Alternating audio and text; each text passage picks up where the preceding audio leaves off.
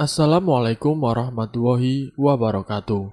Kembali lagi di channel Ngulik Horor. Channel ini menceritakan tentang kisah-kisah misteri. Kali ini saya akan membawakan kisah misteri yang ditulis oleh @penulismalam94. Kalian juga dapat mengunjungi tweet beliau langsung ya. Nanti link saya akan sediakan di kolom deskripsinya. Oh ya, di dalam cerita ini nama dan tempatnya disamarkan semua ya, untuk menjaga privasi pihak yang terlibat di dalamnya. Yuk, daripada kita lama-lama, langsung saja kita simak ceritanya. Bismillahirrahmanirrahim. Kali ini saya akan membawakan kisah misteri yang berjudul Kuntilanak Korban Tsunami Berwajah Rata di Puskesmas. Sebut saja namanya Lia. Lia adalah sahabat SMA ku yang setelah selesai menempuh pendidikan keperawatan langsung memulai baktinya bekerja di RSU Pangandaran selama hampir 5 tahun. Sedikit gambaran tentang tempat kerja Lia. Sebenarnya RSU Pangandaran ini sebelumnya adalah puskesmas biasa, namun karena dianggap fasilitas dan tenaga medis yang memadai serta berkompeten, maka puskesmas tersebut dilakukan renovasi perluasan serta pemugaran kembali agar dijadikan RSU sampai dengan saat ini. Untuk sebagian warga sekitar masih menganggap RSU Pangandaran ini masih sebagai puskesmas, karena dari biaya tarif berobat ataupun konsultasi dengan dokter serta pelayanan lainnya masih sama seperti pada sebelumnya. Hanya saja yang membedakan kini ada banyak bangsal kamar bagi para pasien rawat inap. Rumah sakit atau puskesmas menurut sebutan masyarakat di sana, Pangandaran itu kini memiliki 2 lantai. Lantai pertama dipergunakan untuk berobat jalan, dapur, ruang dokter, ruang perawatan inap, serta apotek rumah sakit. Dan di lantai atas terdapat ruang operasi, ruang isolasi, serta bangsal rawat inap. Di awal masa KKN, Lia memang ditugaskan magang di RSU Pangandaran tersebut. Sedikit banyaknya Lia banyak mendengar desas-desus yang bercerita jika RSU tersebut angker dan ada banyak sosok menyeramkan. Salah satunya yang menjadi urban legend di tempat itu adalah sosok kuntilanak yang berwajah rata. Kuntilanak tersebut seringkali mengganggu pasien, perawat, maupun dokter di malam hari. Mungkin karena selama sahabat kuliah ini masih menjadi perawat magang saat dulu, ia bahkan tidak pernah bekerja lebih dari jam 4 sore. Dan beruntung Lia sama sekali belum pernah mengalami gangguan mistis. Kini keadaan berbanding terbalik. Saat Lia sudah menyelesaikan kuliahnya dan melanjutkan mengabdikan diri menjadi tenaga medis di RSU tersebut, Lia yang terbiasa bekerja dari pagi sampai dengan sore hari, mau tidak mau ia harus menerima jatah shift kerja malam. Kisah horor Lia pertama kali dimulai saat ia berdinas di shift malam pertama.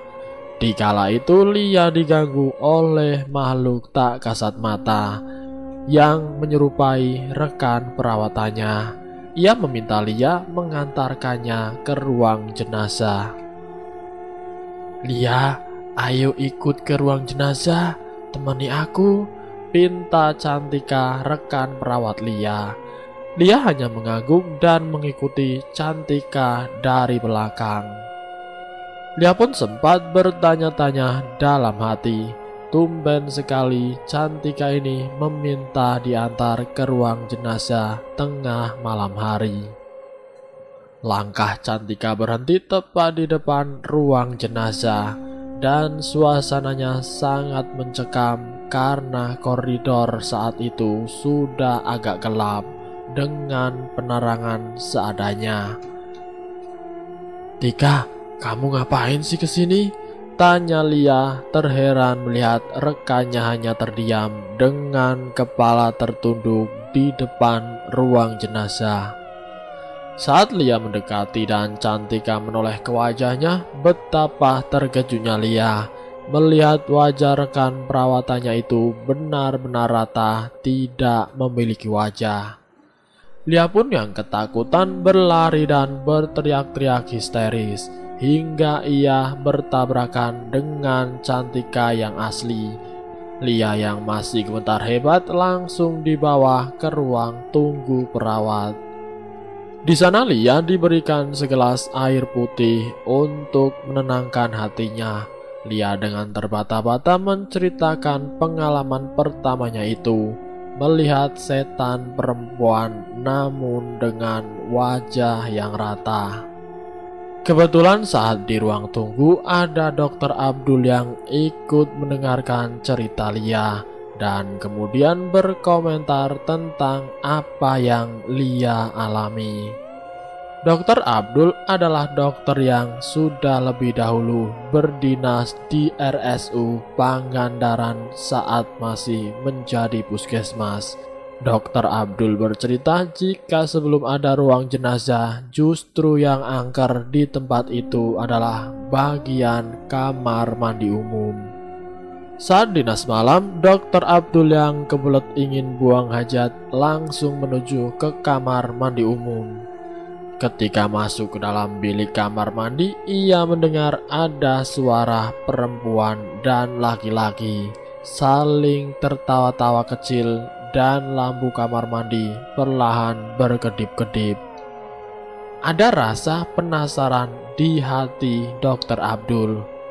Tengah malam begini, apa iya ada perawat atau petugas RS yang mesum di dalam kamar mandi?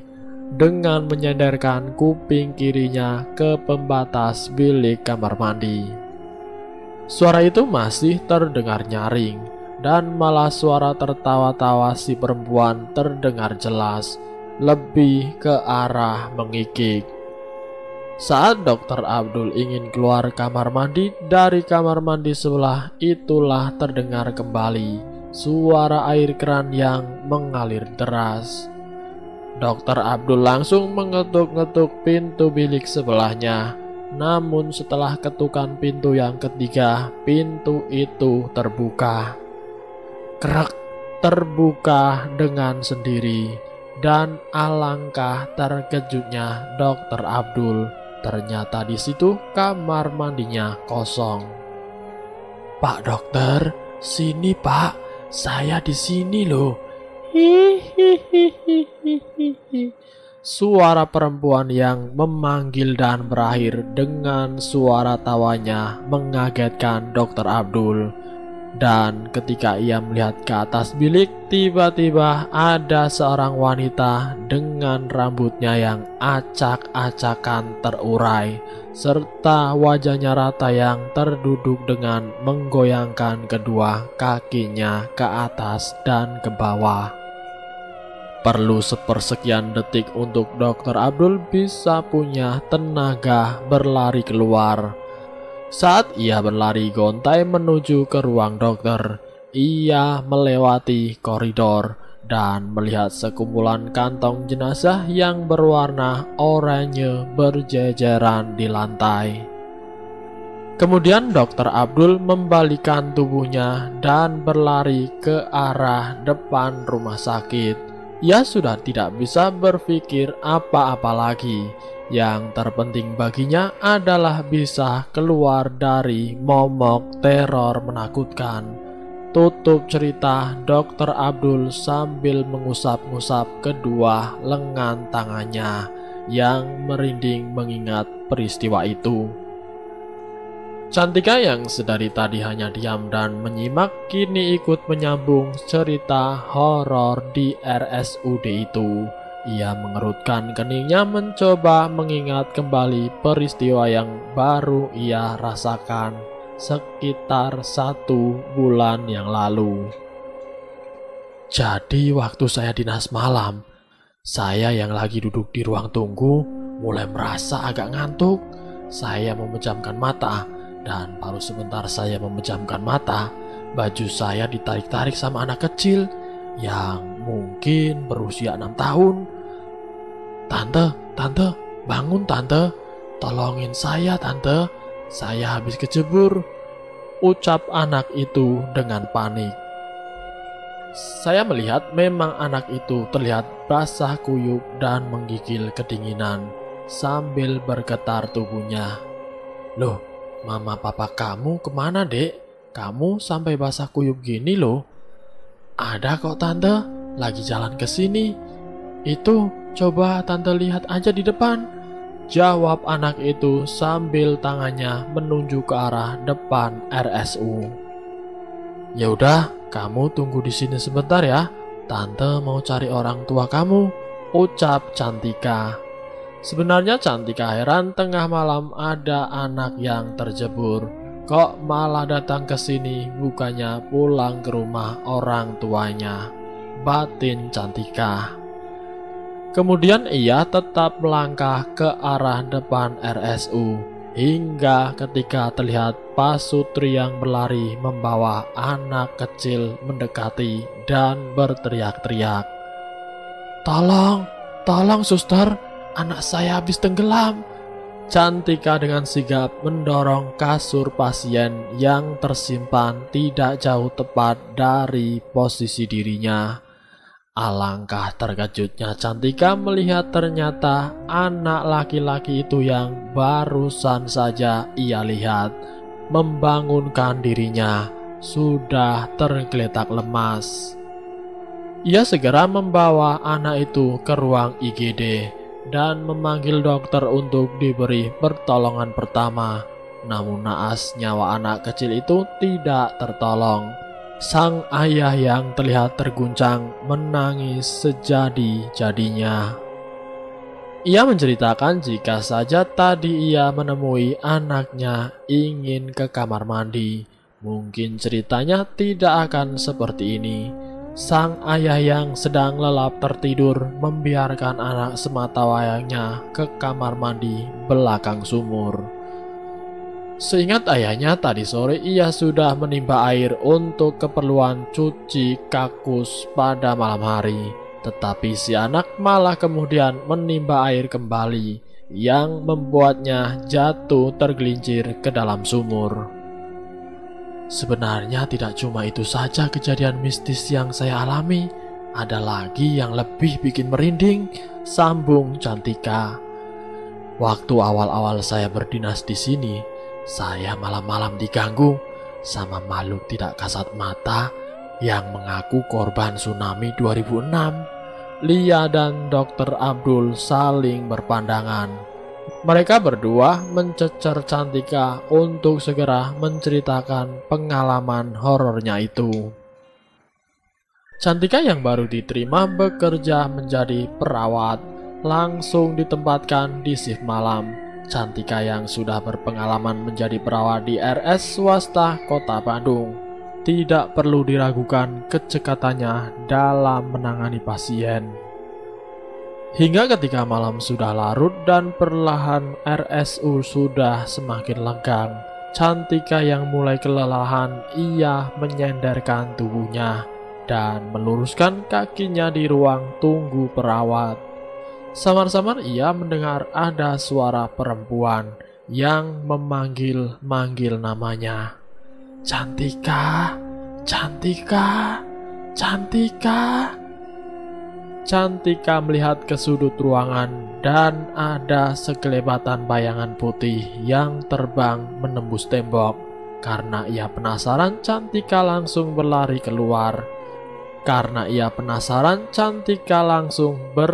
Keluar ruangan dan pandangannya mencari sekelebatan bayangan putih itu. Cantika memang dikenal pemberani karena dari kecil ia sudah terbiasa berinteraksi dengan makhluk tak kasat mata. Ia anak indigo Untuk sesaat ia tertegun melihat di depannya ada sesosok kuntilanak berwajah rata yang mencoba berinteraksi. "Cantika, tolong, hidung saya, mata saya hilang. Tolong sempurnakan saya, Cantika."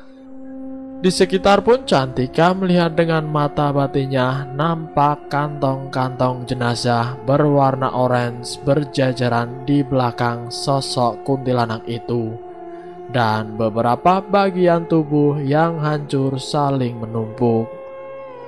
Sosok kuntilanak itu terlihat sebagai wakil yang menyuarakan perasaan dari para korban tsunami Pangandaran tahun 2006 lalu, yang mana karena banyak memakan korban jiwa, sebagian mayat tidak teridentifikasi langsung dimasukkan ke dalam satu liang lahat tanpa didoakan secara layak.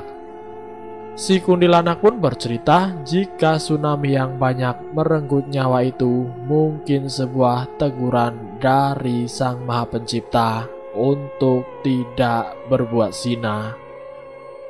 Pada tahun 2006, sesaat sebelum tsunami Pangandaran, alam sama sekali tidak memberikan pertanda apapun.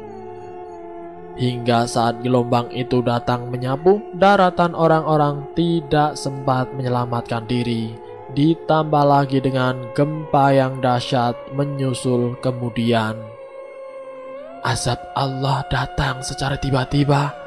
Berjaga-jagalah selalu agar tidak menjadi sepertiku yang semasa hidup tidak mempersiapkan amal ibadah, sehingga ketika sudah meninggal harus berkentayangan tidak memiliki arah tujuan, ucap si kuntilanak. Mendengar hal itu, ada rasa iba di diri Cantika untuk mendoakan sesosok mengerikan itu, agar arwahku bisa kembali tenang dan tidak mengganggu. Tolong temukan jasadku yang sudah menjadi tulang belulang dan tolong kuburkan secara layak, pinta sosok kuntilanak itu. Untuk permintaan tersebut Cantika menolak, karena baginya permintaan si sosok mengerikan itu bagaikan mencari sebuah jarum di dalam tumpukan jerami. Cantika kini mengerti mengapa sosok kuntilanak dan penampakan kantong-kantong jenazah serta potongan-potongan tubuh masih sering menampakkan diri di RSU Pangandaran, karena mereka belum dikebumikan secara layak, dan juga RSU ini adalah tempat evakuasi para korban tsunami di kala itu. Sebagian jenazah yang tidak teridentifikasi langsung dikuburkan secara massal tanpa didoakan dengan layak, tutup cerita Cantika. Dr. Abdul dan Lia saling beradu pandang. Berarti sosok yang mereka lihat itu adalah sosok kuntilanak korban tsunami. 2 minggu kemudian dari peristiwa perdana Lia diganggu oleh makhluk tak kasat mata, Lia kembali mendapatkan teror ketika ia berdinas shift malam. Tepat pukul 2 dini hari, ada perempuan yang datang menghampirinya. "Maaf sus, boleh tidak antar saya ke kamar mandi?" Tanpa ada pikiran macam-macam, Lia dengan senang hati mengantarkan si perempuan muda itu ke kamar mandi umum. Baru saja Lia menoleh ke belakang, ternyata kepala perempuan itu tidak ada. Lia yang ketakutan tiba langsung tergeletak pingsan di depan kamar mandi. Lia pun sempat merasakan tubuhnya ketempelan makhluk tak kasat mata, dan orang tuanya membawa ia ke orang pintar untuk segera dibentengi agar tidak mudah untuk diganggu dan melihat makhluk-makhluk tersebut. Setelah diobati, memang Lia sudah tidak pernah diganggu, serta diperlihatkan sosok mengerikan maupun mendengar hal-hal yang mistis selama bekerja di RSU itu. Namun beberapa kesaksian masih santer ia dengar dari sopir ambulans yang diteror oleh sosok pocong yang duduk di sebelah kemudi. Dan juga sahabat perawatnya Dimas pernah diganggu oleh suara perempuan menangis. Namun ketika dihampiri, perempuan itu terbang mengikik dengan memperlihatkan wajahnya yang rata. Nah, itulah cerita pengalaman dari Lia selama ia bekerja di RSUD Pangandaran. Semoga apa yang baik dari cerita ini bisa dijadikan sebagai contoh kehidupan, dan semoga kita dijauhkan dari hal-hal seperti itu. Ambil sisi positifnya dan buang jauh-jauh sisi negatifnya. Terima kasih sudah mampir di channel kami. Jika kalian tertarik dengan video kami, silahkan tekan tombol like, share, dan komen. Tekan subscribe untuk mengikuti video kami selanjutnya. Wassalamualaikum warahmatullahi wabarakatuh.